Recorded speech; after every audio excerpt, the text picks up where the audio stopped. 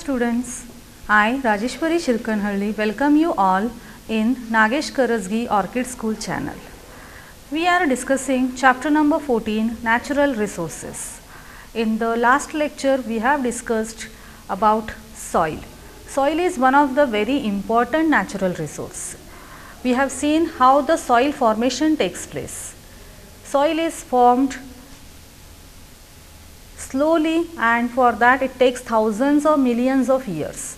We have also seen that there are some important factors which are responsible for the soil formation. They are sun, water, wind and living organisms. After that I have introduced you to a new concept, that is need of soil for living organisms. So let us revise from that point and continue our chapter. So let us see need of soil for living organisms. For living organisms, soil is important. Why? Because it provides natural habitat for various living organisms. Means different living organisms live in soil. Which are those? They are bacteria, fungi, algae and earthworms. They all are found in the soil. So soil is a natural habitat for them, and it helps to maintain the fertility of soil.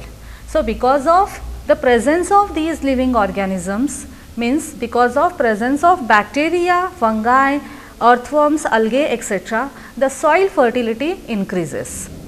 Earthworm performs all its function inside the soil. So because of these functions of the earthworm, the soil fertility increases. It maintains the fertility of soil by releasing nitrogen rich excreta. Means the excretory product of earthworm is rich in nitrogen, and as you know that nitrogen is one of the very important element required for the proper growth of plants. So NPK, as I have told, these are the important nutrients. NPK stand for nitrogen, phosphorus and potassium. So these are available to the soil, these are available to the plants because of their presence in it. And how nitrogen is added to the soil? Because of the different functions, different activities carried out by living organisms. It also helps in turning the soil. Means soil becomes loose. Earthworms penetrate, they make the soil loose, and if the soil becomes loose, means it becomes aerated, air and water can properly get absorbed by the soil. So soil is very important for the living organisms. So here you can see there are earthworms, and as I have told that earthworms live in soil, and as they help in the fertility of soil, so earthworms are called as friend of farmers. So it's very useful for the farmers. So they grow earthworms, and earthworms make the soil fertile. Okay. Similarly, soil provides nutrients to all living organisms.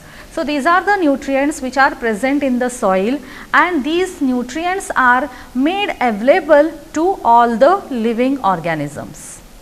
Soil helps to bind the roots of plants to provide them strength. So plants get the strength because of the presence of soil, because roots penetrate deep into the soil and they help the plant to remain withstand in the adverse conditions like in the heavy rain. So this is possible only because of presence of soil. The nutrients in soil are absorbed by the plants for their growth and development.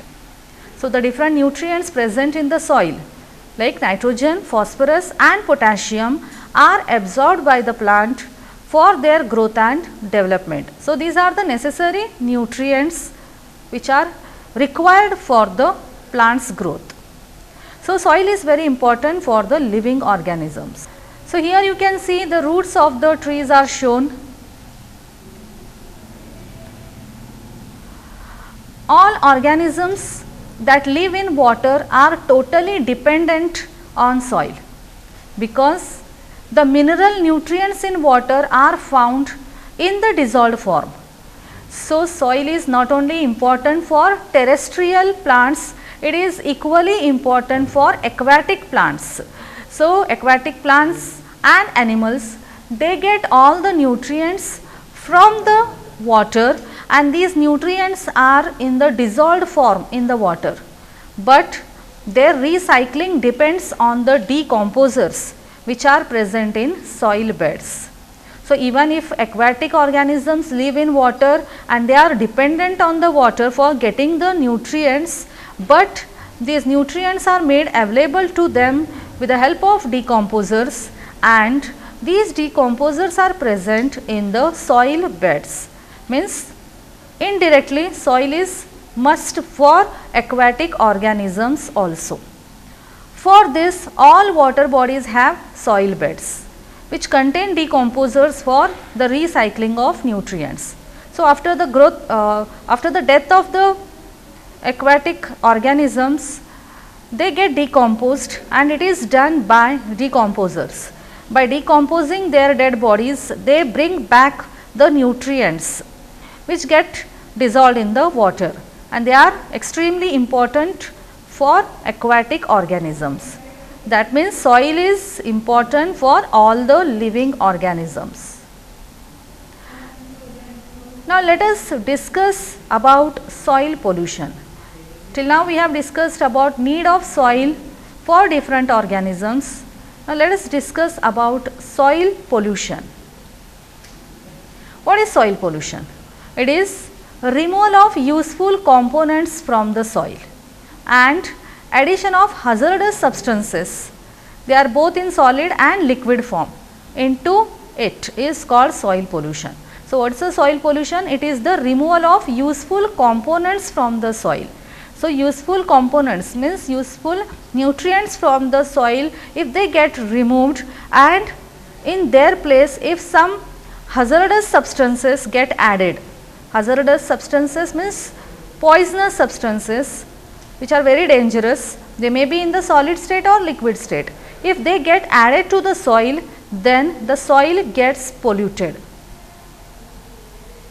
So, here you can see the polluted land is shown.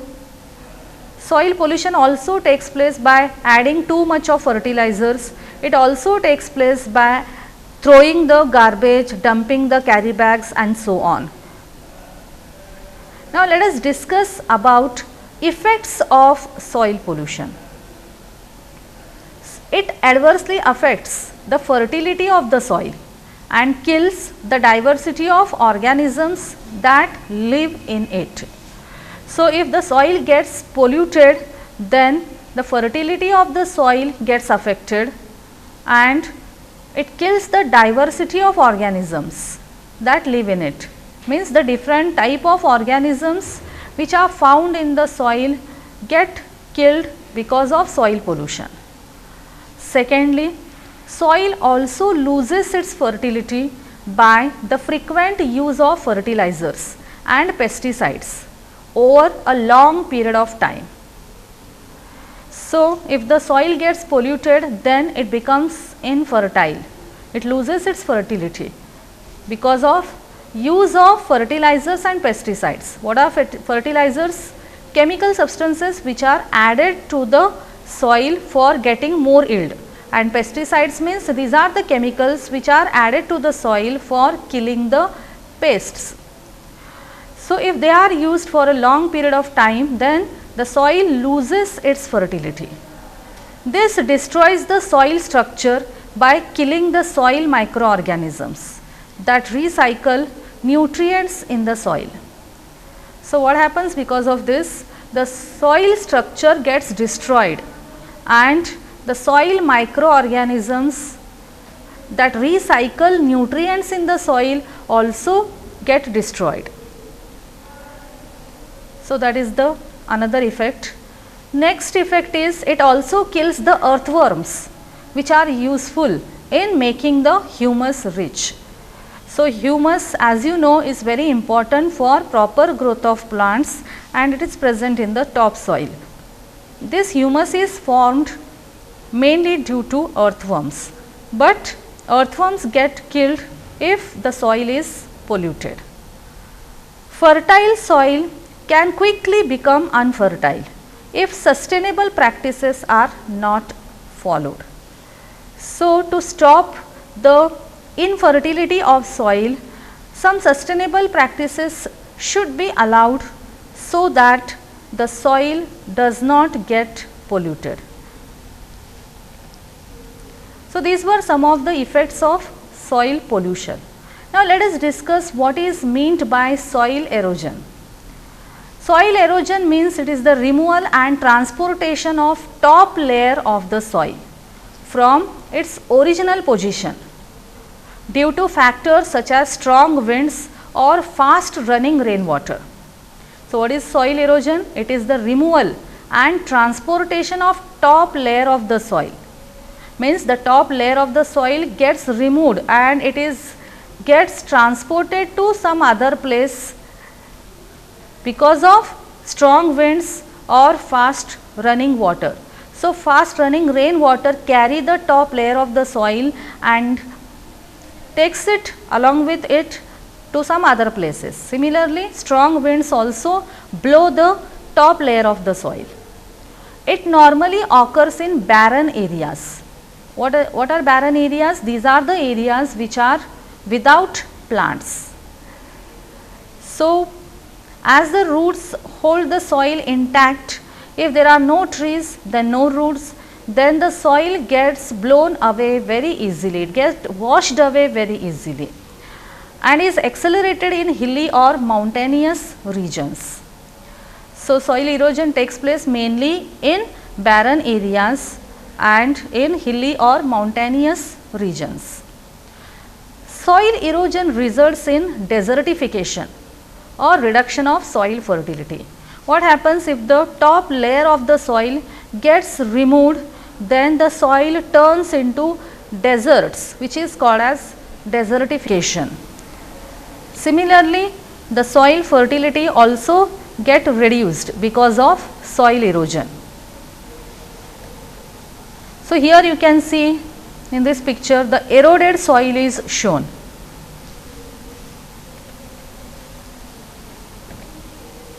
Now, let us discuss about causes of soil erosion.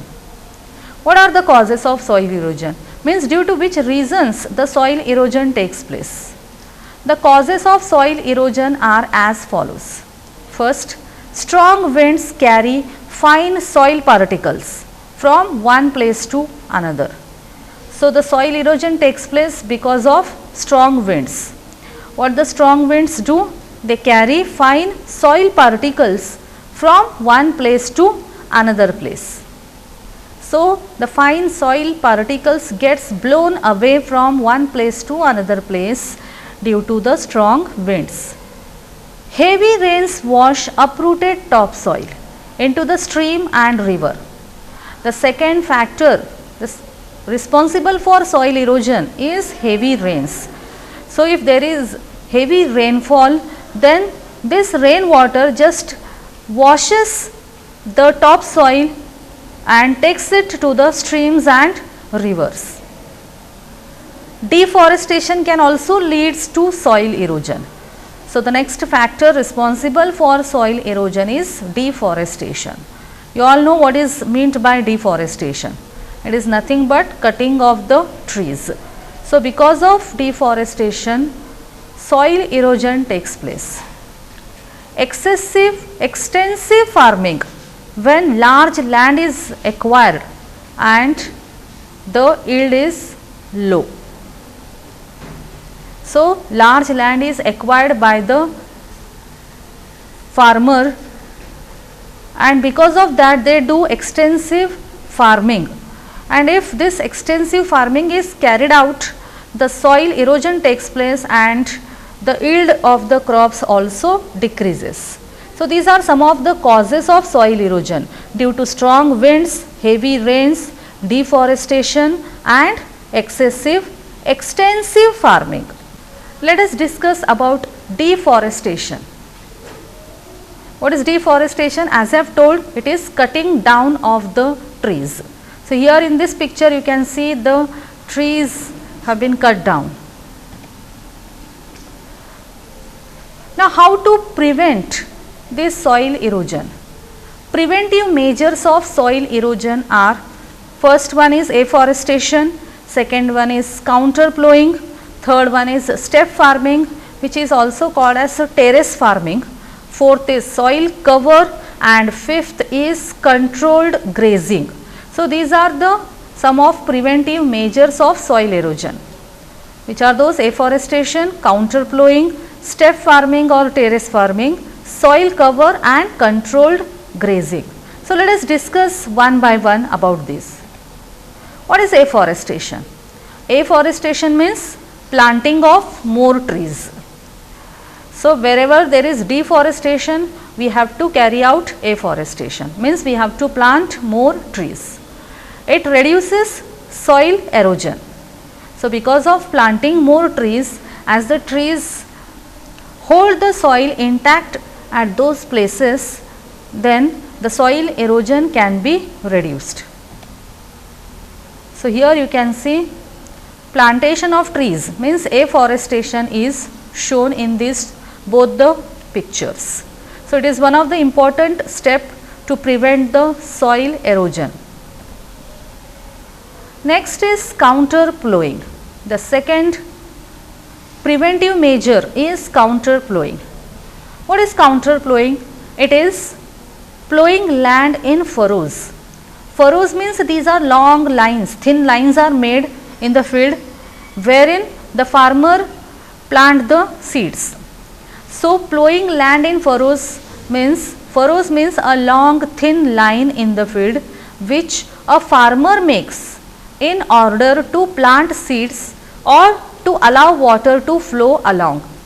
So, small lines, thin lines are made, lane like structures through which either water can flow, so that excess water does not get settled in the field, and similarly in those furrows farmer sow the plant seeds. Across the natural slope of the land helps to trap water and prevents the washing away of top soil along with it. So, because of these furrows, even the water gets trapped also, and if the water gets trapped, then washing away of top soil along with water can also be reduced. So, here you can see these are the furrows, these are the lines which are made in the field, and here in this the plants have got planted here. So, this is about furrows. Next is step farming. Step farming is also called as terrace farming. Farmers form a series of steps by making horizontal strips. Horizontal strips are made, series of steps are made by making horizontal strips supported by walls to catch the descending water. Means water, when it flows from higher to lower level, that water can be caught, it can be trapped in the horizontal strips. For that, series of strips are made, they are nothing but the series of steps. It gives the water sufficient time to percolate into the soil and nourish the crop. So, because of these steps, the water remains in that place and get percolated into the soil and nourish the crop. So, here you can see step farming is shown. Here you can see these horizontal steps. So, water cannot flow down quickly, it takes time to flow down, and in that time the water gets absorbed by the soil. Step farming is common on hills because it slows down the speed of rainwater, stops soil erosion and increases water absorption by the soil. So, step farming is mainly carried out on the hilly areas, as hilly areas are at the higher level and rainwater flows down through these hills downstreams, but that can be slowed down by using this step farming method. Similarly, it also stops soil erosion and increases water absorption by the soil. So, water gets absorbed by the soil in these cases. Vegetative cover on the ground plays role in percolation of water into the deeper layers. So, similarly, if the ground is covered with plants, then water does not get washed away quickly. Percolation of the water into the deeper layers is possible because of presence of vegetative cover on the ground, means because of presence of plants on the ground. So, here you can see again this is the step farming or terrace farming method on the hilly areas. There you can see the growth of vegetation is also found and they help in absorption of water. After the step farming or terrace farming, the next preventive measure is soil cover. This method involves the removal of excess rainwater through small drainage canal formed around the field. So, some drainage type structures are formed around the field so that excess rainwater can get removed through those drainage canals. Means excess water does not remain in the field and plants can be grown properly in the required amount of water. So, in this picture you can see a drainage is shown so that the excess water can be just blown away, washed away from here. So, this is one of the important method used. Now, next preventive measure is controlled grazing. Grasses tend to bind soil particles to prevent their erosion. So, soil erosion can be prevented by the grasses. So, availability of more grasses should be there to prevent soil erosion. But if overgrazing is allowed, then what happens? The grasses are uprooted and soil gets eroded. So, animals go and they eat the grasses. During that time they just uproot the grasses and grasses get removed from the soil, means soil undergo erosion. So, soil gets eroded due to overgrazing. Therefore, excessive grazing should be prevented. So, excessive grazing should not be allowed, it should be prevented, then the grasses remain in that soil and soil erosion can be prevented. Now, there is an activity for you all. You have to take two identical trays, similar type of trays, and fill them with soil. Plant mustard or green gram or paddy in one of the trays. You can select any of these. You can select either mustard seeds or green grams or paddy. In one of the trays you have to plant and water both the trays regularly. So, one tray you have to keep as it is. In one tray you have to plant any of these, either mustard, green gram or paddy.